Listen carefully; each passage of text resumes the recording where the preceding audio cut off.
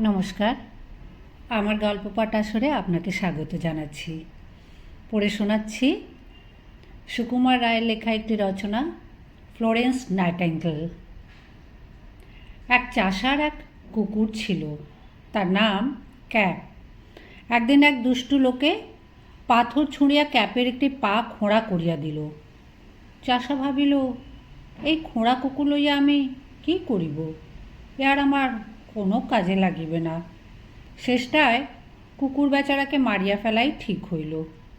একটি ছোট মেয়ে, তার নাম ফ্লোরেন্স, সে এই কথা শুনিতে পাইয়া বলিল, আহা, মারিবে কেন, আমায় দাও, আমি ওকে সারিয়ে দেব। তারপর সে ক্যাপকে বাড়িতে লইয়া গিয়া তার পায়ে পট্টি বাঁধিয়া তাহাতে ঔষধ দিয়া সেঁক দিয়া রীতিমতো শুশ্রূষা করিয়া কয়েকদিনের মধ্যেই তাহার পা সারাইয়া দিল। তখন সেই চাষা বলিল, ভাগ্যিস আপনি ছিলেন, তা নইলে আমার এমন কুকুরকে আমি মিছামিছি মেরে ফেলতাম। কেবল এই একটি ঘটনা নয়, প্রায়ই এমন দেখা যাইত যে মেয়েটি হয়তো বাগানে বেড়াইতেছে, আর কাঠবিড়ালিগুলা তাহার কাছ হইতে খাবার লইবার জন্য চারিদিক হইতে ছুটিয়া আসিতেছে। বাড়ির ঘোড়াটা পর্যন্ত তার গলার আওয়াজ শুনিলে বেড়ার ওপর দিয়া গলা বাড়াইয়া দিত। ফ্লোরেন্স নাইটিঙ্গেল বড় লোকের মেয়ে, তার পয়সা কড়ির ভাবনা ছিল না, কোনো অভাব ছিল না। তার বাবারও খুব ইচ্ছা ছেলেমেয়েরা সকলে খুব ভালো লেখাপড়া শেখে। সুতরাং অল্প বয়স হইতেই ফ্লোরেন্সের মনে লেখাপড়ার ঝোঁক ছিল, সেটা কিছু আশ্চর্য নয়। কিন্তু লোকে যে ওই বয়স হইতেই তাহাকে ভালোবাসিত এবং শ্রদ্ধা করিত, সেটা তাহার লেখাপড়ার বাহাদুরির জন্য নয়। তার কারণ এই যে তিনি যেমন মন প্রাণ দিয়া সকলকে ভালোবাসিতেন, লোকের সেবা করিতেন এবং লোকের সুখে সুখী দুঃখে দুঃখী হইতেন, এমন আর কেহ পারিত না। আশেপাশে যেখানে যত গরিবের স্কুল আর হাসপাতাল ছিল, ফ্লোরেন্স তাহার সবগুলির মধ্যেই থাকিতেন। সেই সময় ইংল্যান্ডে কয়েদিদের অবস্থা বড় ভয়ানক ছিল।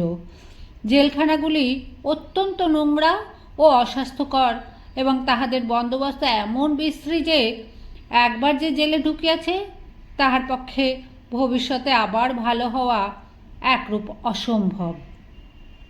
মিসেস ফ্রাই নামে একজন ইংরাজ মহিলা এই কয়েদিদের উন্নতির জন্য নানা রূপ চেষ্টা করিতেছিলেন। কিসে তাহারা আবার চাকরি পায়, কিসে তাহারা সমাজের কাছে ভালো ব্যবহার পায়, কিসে তাহাদের মধ্যে আবার সাধুভাব ফিরে আসে, তিনি এই চিন্তাতেই সমস্ত সময় কাটাইতেন। ইহার সঙ্গে ফ্লোরেন্সের আলাপ হওয়ায় দুজনেরই উৎসাহ খুব বাড়িয়া গেল। ফ্লোরেন্স বুঝিলেন যে ইংল্যান্ডের হাসপাতালগুলির উন্নতি করিতে হইলে রোগীর সেবার জন্য বিশেষভাবে শিক্ষিত লোক চাই। সেবার কাজ মেয়েদের দ্বারাই খুব ভালো রকমে হইবার কথা। সুতরাং তাহার মনে এই চিন্তা আসিল যে একদল মেয়েকে রোগীর শুশ্রূষা বিষয়ে ভালো রকম শিক্ষা দেওয়া প্রয়োজন। সে সময় ইউরোপের অন্যান্য দেশে এ বিষয়ে কিছু কিছু বন্দোবস্ত ছিল। সেখানে এমন সব শুশ্রূষাকারিণীর দল ছিল যাহারা আবশ্যক মতো রোগীর শুশ্রূষা ও যুদ্ধক্ষেত্রে আহতের সেবার জন্য সকল সময় প্রস্তুত থাকিতেন। ফ্রান্স দেশে সিস্টার্স অফ মার্সি নামে একদল সন্ন্যাসিনী বহুকাল হইতে অতি আশ্চর্যরূপে এই কাজ করিয়া আসিতেছিলেন। জার্মানিতেও শুশ্রূষা শিক্ষার ভালো বন্দোবস্ত ছিল।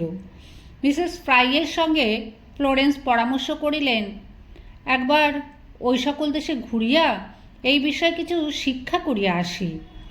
যেমন কথা তেমনই কাজ। ফ্লোরেন্স পরম উৎসাহে বিদেশে গিয়া এই শিক্ষায় লাগিয়া রহিলেন।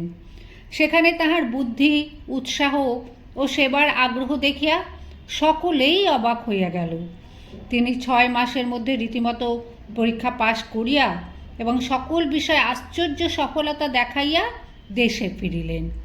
কিন্তু এত পরিশ্রমের ফলে তাহার শরীর এমন ভাঙিয়া পড়িল যে তাহার কাজ আরম্ভ করিতে আরও বছরখানেক দেরি হইয়া গেল। সুস্থ হইয়াই তিনি চারিদিকে হাসপাতাল, আতুরাশ্রম প্রভৃতি প্রতিষ্ঠা করিয়া দেশের মধ্যে এক আশ্চর্য পরিবর্তন আনিয়া ফেলিলেন। তখন তাহার বয়স প্রায় 30 বৎসর। ইহার কিছুদিন পরেই 1854 খ্রিস্টাব্দে রাশিয়ার সঙ্গে ইংল্যান্ড ও ফ্রান্সের যুদ্ধ বাধিয়া গেল। ইংরেজরা সে সময় যুদ্ধ করিতে প্রস্তুত ছিল না। তাড়াতাড়ি কিছু সৈন্য সংগ্রহ করিয়া তাহাদের যুদ্ধক্ষেত্রে পাঠানো হইল। তাহাদের চিকিৎসার জন্য বা আহতের সেবার জন্য বিশেষ কোনো ব্যবস্থা করিবার সময় হইল না। ইহার ফল এই হইল যে চারিদিকে অসম্ভব রকম বন্দোবস্ত দেখা দিল।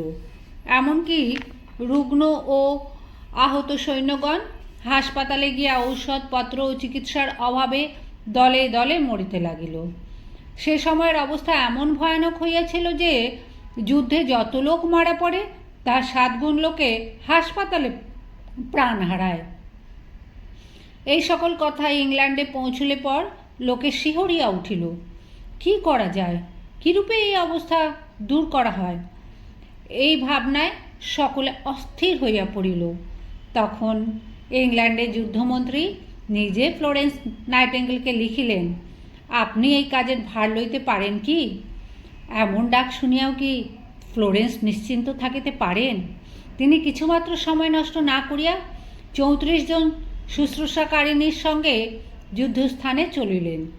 শুনিয়া দেশ শুদ্ধ লোকে আশ্বস্ত হইয়া বলিলেন, আর ভয় নাই। মিস নাইটেঙ্গেলের দল যুদ্ধক্ষেত্রে পৌঁছিয়া দেখিলেন কাজ বড় সহজ নয়। ছোট্ট একটি হাসপাতাল, তাহার মধ্যে 4000 লোক ঘেঁষাঘেঁষি করিয়া শুইয়া আছে। অধিকাংশই জ্বর ও আমাশয় ভুগিতেছে। আহতের সংখ্যা খুবই কম। ঔষধের কোনো ব্যবস্থা নাই, পথ্যাপথ্যের বিচার নাই। যাহার ভাগ্যে যাহা জুটিতেছে সে তাহাই খাইতেছে। তার ওপর হাসপাতালের বিছানাপত্র সমস্ত এমন ময়লা ও দুর্গন্ধ যে সুস্থ লোকেও সেখানে অসুস্থ হইয়া পড়ে। শুশ্রূষাকারিণীর দল প্রথমে নিজেরা হাসপাতাল ধুইয়া সাফ করিলেন। তারপর প্রত্যেকটি বিছানা, মাদুর, চাদর পরিষ্কার করিয়া কাচিলেন। কে কি খাইবে, কাহার কি ঔষধ চাই, এ সমস্তের ব্যবস্থা করিলেন। মিস নাইটেঙ্গেল নিজে রান্নাঘরে সমস্ত গুছাইয়া পথ্যের বন্দোবস্ত করিলেন। দেখিতে দেখিতে হাসপাতালের চেহারা ফিরিয়া গেল। চারিদিক ঝরঝরে পরিষ্কার। ক্রমে হতাশ রোগীদের মুখে প্রফুল্লতা দেখা দিল। চারিদিকে সকলের উৎসাহ জাগিয়া উঠিল।